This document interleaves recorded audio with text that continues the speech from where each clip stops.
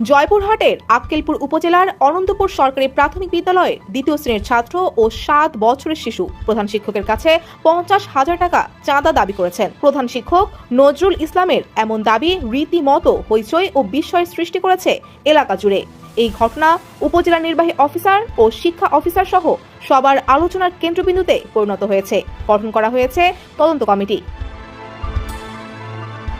গত 12 আগস্ট সেই শিশু শিক্ষার্থীকে শ্রেণীকক্ষে বেধড়ক মারধরের ঘটনা ধামাচাপা দিতে এমন আকাশ কুসুম গল্প তৈরি করেছেন প্রধান শিক্ষক।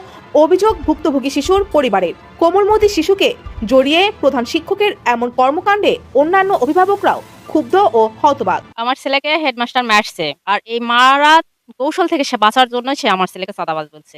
আর এই জন্য আমি ইউনিয়ন স্যারের কাছে অভিযোগ জানাইছি, আর এটার আমি সুষ্ঠু একটা বিচার চাই। হেডমাস্টারটা ছেলে পেলে দিয়ে খুবই মারধর করে, এক 3-4 বার বিচার হয়েছে, তারপরেও তার সে মাস্টারের মানে কোন রকম কোনো চেঞ্জ হওয়ার কোনো সিস্টেম নাই। এই যে তুই একটা ছাত্র, এ যদি 50,000 টাকা চাঁদা চায়, আর এই কথা যদি হেডমাস্টার বলতে পারে, তো এইরকম অশিক্ষিত হেডমাস্টারকে আমরা এখানে চাই না। এই বিষয় নিয়ে প্রধান শিক্ষকের কাছে জানতে চাইলে তিনি ছাত্রকে মারধরের কথা স্বীকার করেন ও চাঁদা চাওয়ার বিষয়টিও তুলে ধরেন। 7 বছরের শিশুর এমন চাঁদা চাওয়ার ঘটনা কতটা যুক্তিযুক্ত, এবার এমন প্রশ্নের উত্তর এড়িয়ে যান তিনি। বেশ কিছু বাচ্চার শরীরে নয়, হাতে একটু করে প্যান্ট ইয়ে করেছি, সেটা ওই এক বাচ্চা, কোনো বাচ্চাকে কোমরে আঘাত করি নাই।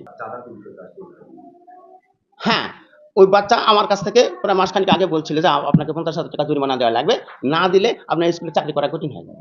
শিশু শিক্ষার্থীকে জড়িয়ে এমন বিষয়টিতে উপজেলা নির্বাহী অফিসার ও শিক্ষা কর্মকর্তাও বিব্রত। আসলে ক্লাস 2 এর একটি বাচ্চা কি করে 50,000 টাকা দাবি করে সেটা আমাদের বোধগম্য নয়। আমরা বিষয়টা আমলে নিয়েছি এবং ইতিমধ্যে 3 সদস্য বিশিষ্ট একটি কমিটি গঠন করেছি। কমিটির রিপোর্ট পেলে আমরা তা ঊর্ধ্বতন কর্তৃপক্ষের নিকট যথাযথ বিচারের জন্য আমরা সেটি প্রেরণ করব। মানে 50,000 টাকা চাঁদার বিষয়টা আমাদের কাছে একটা বিষয় বলে মনে হয়েছে এবং আমরা বলছি এর জন্য আমরা একটা তদন্ত কমিটি গঠন করব। এর মাধ্যমে যারা দোষী সাব্যস্ত হবে তাদের জন্য আমরা শাস্তিমূলক ব্যবস্থা নেব। ইতিমধ্যে প্রধান শিক্ষকের বিরুদ্ধে ব্যবস্থা নিতে ইউএনওর কাছে 17 আগস্ট লিখিতভাবে অভিযোগ জানিয়েছেন ভুক্তভোগী পরিবার সহ 25 জন অভিভাবক।